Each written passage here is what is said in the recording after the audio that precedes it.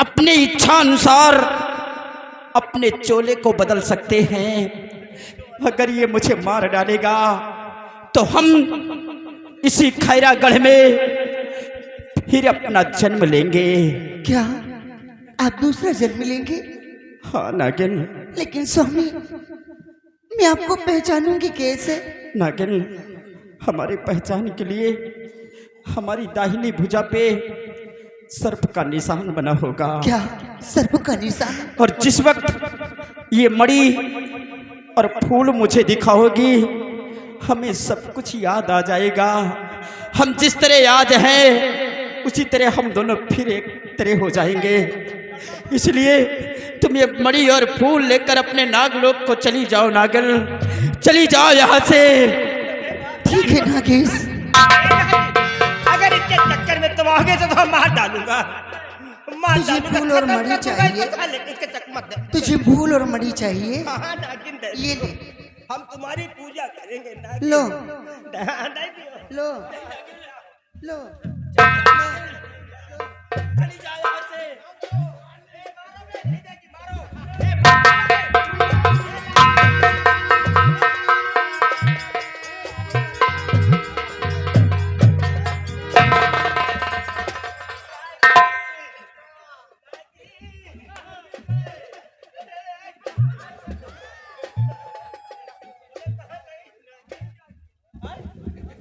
नागिन गई।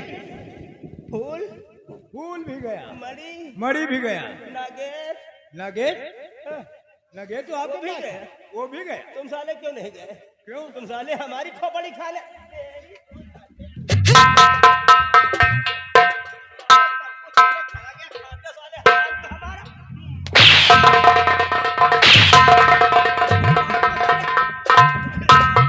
बीन बजा। अबे साले गड़बड़ हो जाएगा। हजारों कोस भाग करके आया हो, साले सब निकल गए। बजा साले भी बजाओ।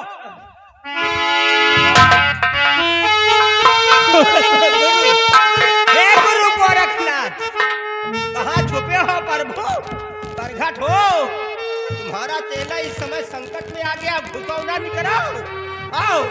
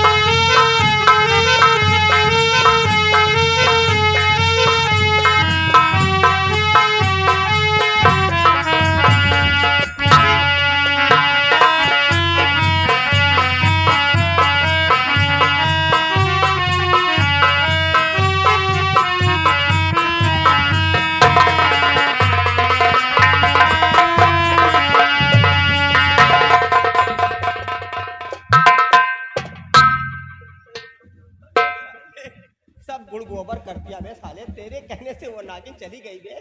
तेरी मणि भी लेके चली गई, फूल भी गया हाथ से तेरे कहने से।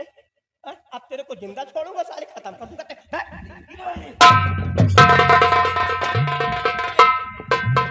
साला हमारा सब बर्बाद कर दे साले। आज तो हम भगवान बन जाते बे। सारी दुनिया हमारी पूजा करती। तू लाख कोशिश कर ले, लेकिन वो मणि और फूल तुझे हरगिज नहीं मिलेगा। लेंगे बच्चा, तुमको मारने के बाद लेंगे। कभी तो लेंगे, कभी ना कभी तो आएगी। कभी नहीं मिलेगा तुझे। अभी फिर अपना साले शराब मत दो, मिलेगी। साले इतनी परेशानी उठा रहा हूँ, पेट्रोल खर्चा कर रहा हूँ, फिर भी तेरी तो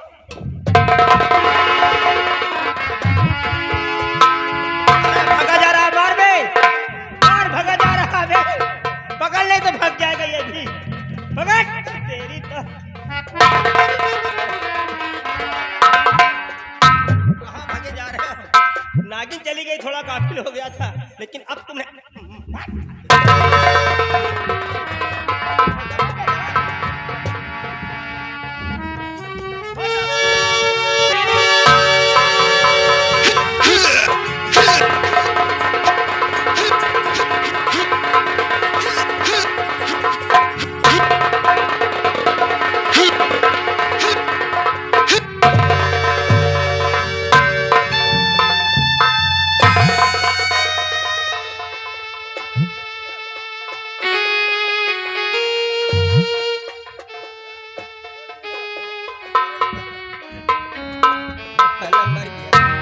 मर गया साला हरामी।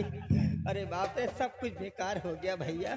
लेकिन ये क्या कह रहा था, ए नागिन, हम लोग एक गॉडेस है, मतलब देवी देवता है, हमारा कभी भी एरोल हो सकता है, आगमन हो सकता है, आ भी सकता हूँ और जा भी सकता हूँ अपनी इच्छाओं के अनुसार।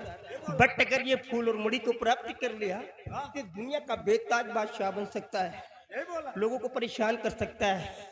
इसलिए तो इसे लेकर के चली जा और हम फिर दोबारा कभी मिल जाएंगे। और पहचान के लिए क्या कह रहा था कि हमारे ऑर्बिट पे, मतलब हमारी भुजा पर लेफ्ट साइड में एक स्नेक टैटू होगा, और जब मणि दिखाएगी तो हम दोनों एक दूसरे को पहचान लेंगे। ये कह रहा था।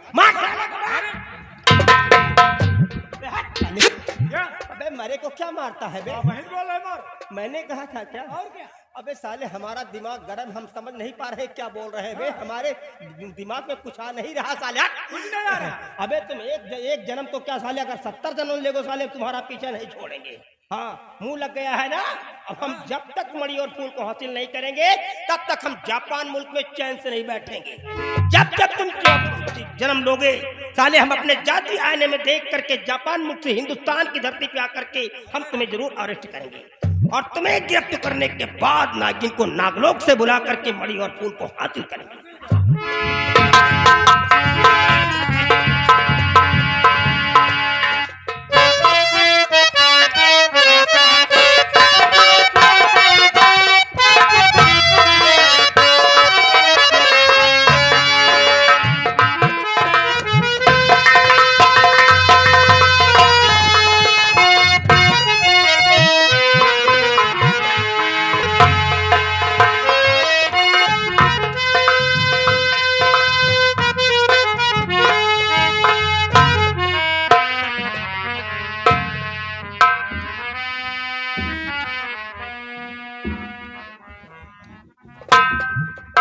या भगवान, आज काफी मिन्नत करने के बाद नौजवान को होश आया है, लेकिन इस वक्त मेरी बेटी सांवरी वो मुझसे कह कर गई है कि पिताजी, मेरे संग की सहेली वो ससुराल से मैके आई हैं, उनसे मिलने के लिए जा रही हूँ, लेकिन अभी तक वो लौट कर नहीं आई। न जाने कितनी समय लौट कर आएगी। हम बिटिया के अपने इंतजार।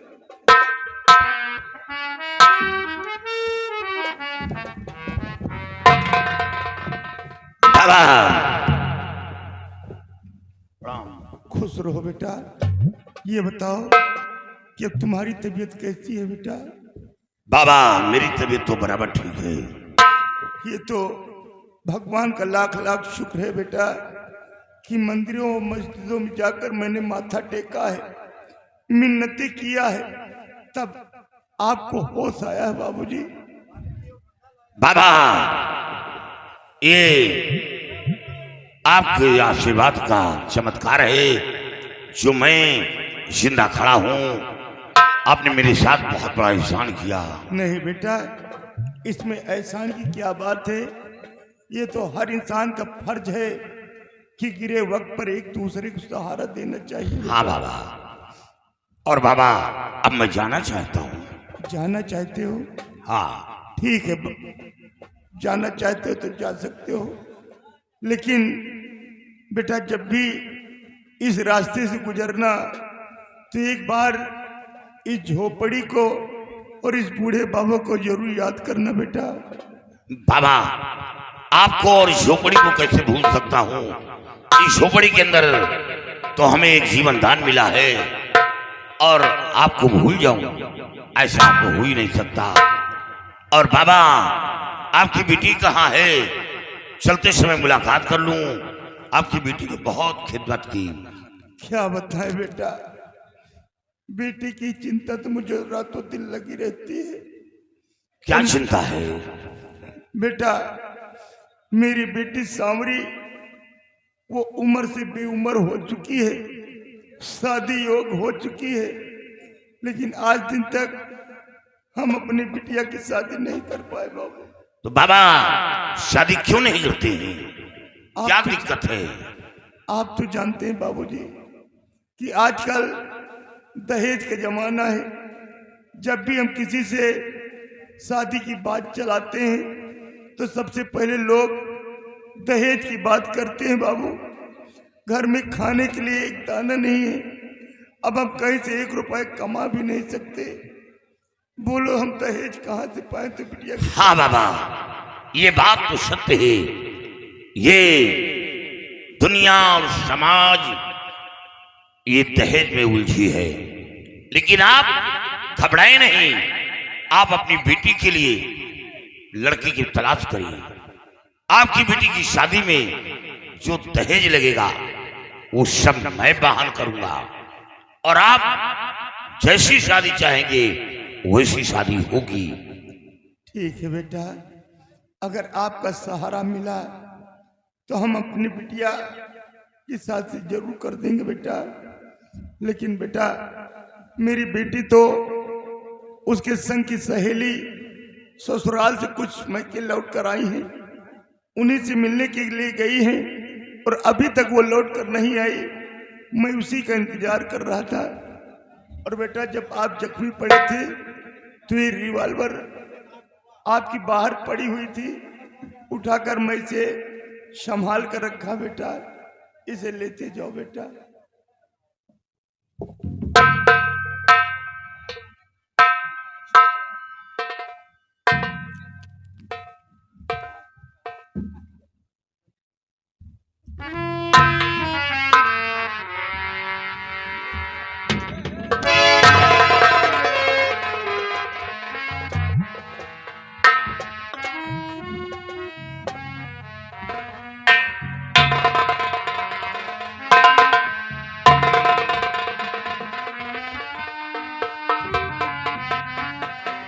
बाबा,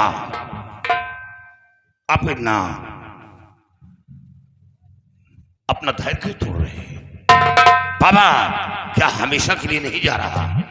मैं बहुत जल्द वापस आऊंगा और आप लोग के परिवार से मैं जुड़ चुका हूं। मैं आप लोगों की मदद करूंगा। बेटा, भूल नहीं जाना बच्चा। एक बार जरूर इस बूढ़े बाबू को याद करना। कहीं ऐसा न हो कि हमारी आखिरी मुलाकात हो बेटा। जिंदगी का क्या भरोसा है। ऐसा मत कहे बाबा।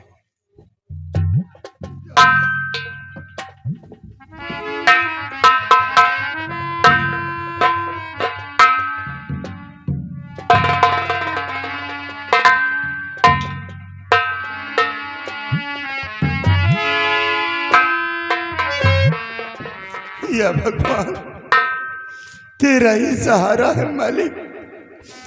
आज ये बच्चा इस बूढ़े बाबा को मदद करने को कहा कि जाओ बाबा, अपनी बेटी के लिए कोई लड़का तलाश करो। अगर इस बच्चे का सहारा मिला तो हम अपनी बिटिया की शादी जरूर कर देंगे। लेकिन या भगवान, हे राम चले आओ, घनश्याम चले आओ, हे राम चले आओ, घनश्याम चले आओ।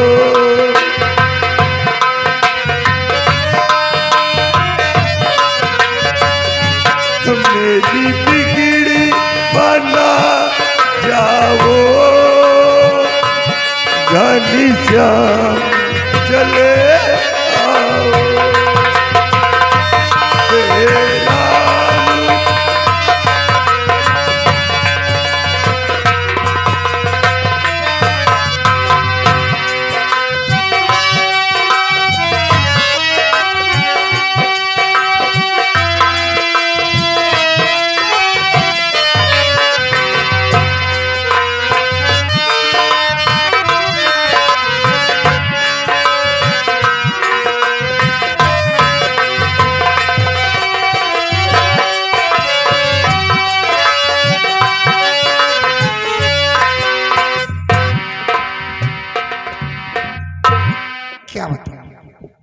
मैं अपने सहेली से मिलने गई थी और जब से मैंने फौजी बाबूजी को देखा है, पता नहीं मुझे क्या हो गया। अरे जब से तुम्हें मैंने देखा सनम, मेरी आंखों में तुम, मेरी सांसों में तुम, मेरी आंखों में तुम हो। जब से तुम्हें मैंने देखा सनम, मेरी आंखों में तुम, मेरी सांसों में तुम।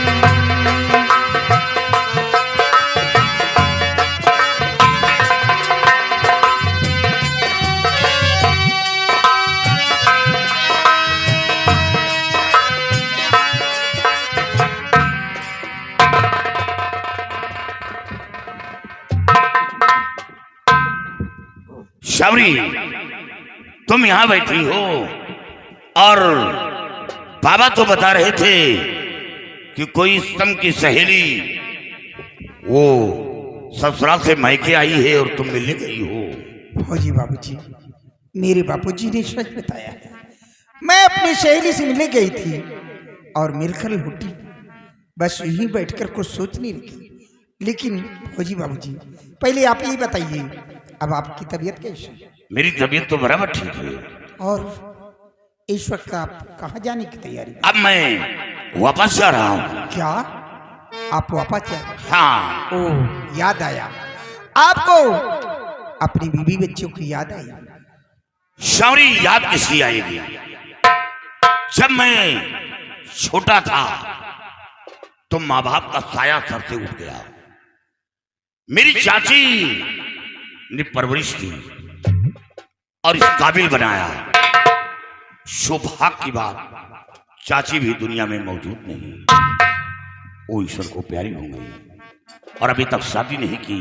क्या? तो फिर याद किसकी आएगी? आपने अभी तक शादी भी नहीं? मैं बिल्कुल तन्हा हूं। शबरी, तुमने मेरे साथ बहुत बड़ा एहसान किया। आज जो जिंदा खड़ा हूं वो आप लोगों की देन है। नहीं फौजी बाबूजी, ऐसा कहकर आप मुझे शर्मिंदा मत कीजिए। शर्मिंदा की बात नहीं, बहुत बड़ा एहसान किया। मैं आप लोगों का शुक्रगुजार हूं। नहीं फौजी बाबूजी, इसमें एहसान की क्या बात है? ये तो हम लोगों का फर्ज था जो मैंने आपके साथ किया है। और शबरी, अब मैं जाना चाहता हूं। लेकिन फौजी बाबूजी, आपने किसी का दिल चुरा लिया और दिल चुरा कर आप यूं ही अकेली छोड़कर जा रहे हैं। ये तुम क्या कह रही हो? हाँ फौजी बीबी, अरे छोड़ कर जाते कहाँ दिल को चुराने वाले,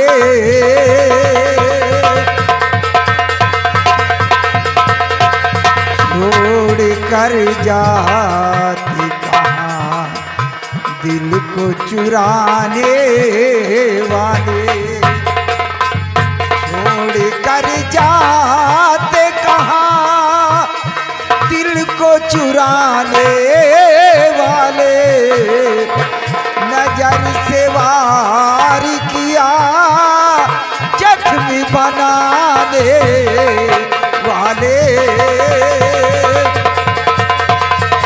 नजर से वार किया जख्म बनाने वाले,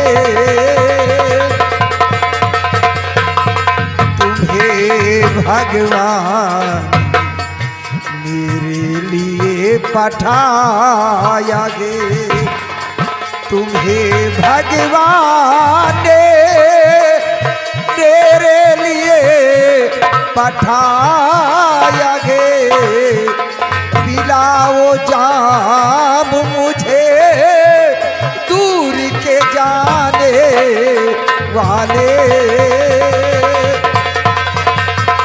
पिलाओ जाम मुझे दूर के जाने जाने वाले। शौरी, ये तुम क्या कह रही हो? मैं तो ऐसा सोच भी नहीं सकता हूं। और फिर बाबा का एहसान मेरे सर पर है। इसका मतलब ये नहीं कि एहसान के बदले मैं बाबा के मस्तक पर दाग लगाऊं, ऐसा नहीं।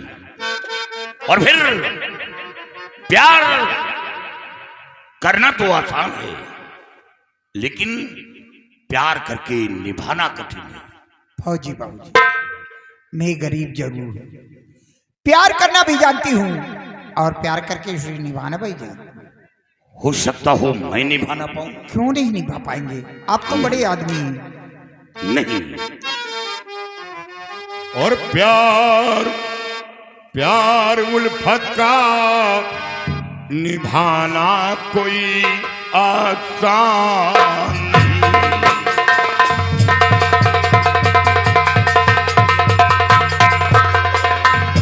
प्यार उल्फत का निभाना कोई आसान नहीं। और मंजिले पास हो मिलना कोई आसान नहीं। यकीन यकीन कैसे करूं कि साथ तुम निभाओगी। यानी कि आपको मेरे प्यार पे विश्वास नहीं है। यकीन कैसे करूं कि साथ तुम निभाओगी। और दिलासा दिल को दिलाना कोई आसान नहीं। आसान नहीं, आसान नहीं, आसान नहीं। और दिलासा दिल को दिलाना कोई आसान नहीं।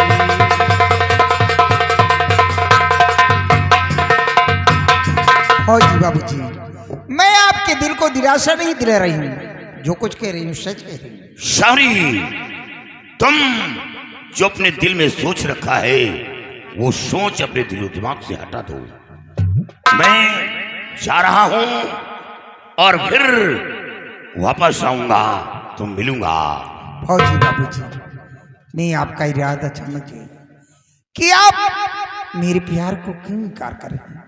क्योंकि मैं एक गरीब लड़की हूँ। खैर कोई बात नहीं, आप जा। शौरी, बात अमीरी और गरीबी की नहीं है।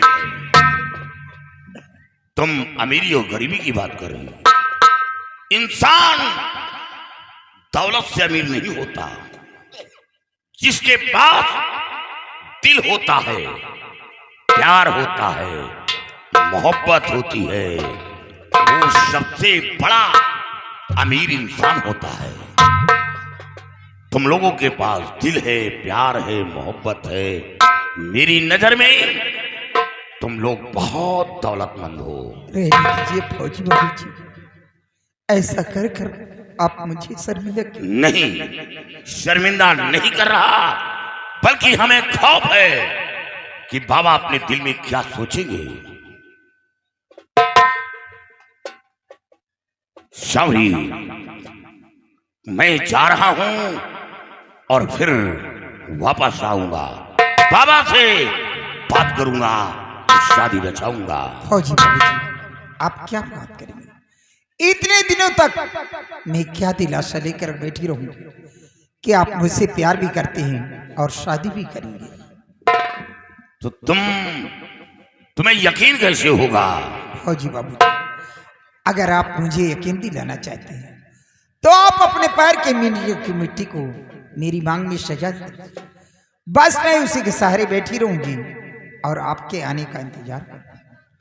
तो ठीक है, जब ये बात है तो भगवान को साक्षी मानकर मैं तुम्हारी मांग को सजा रहा हूं और तुम्हें अपनी पत्नी स्वीकार कर रहा हूं।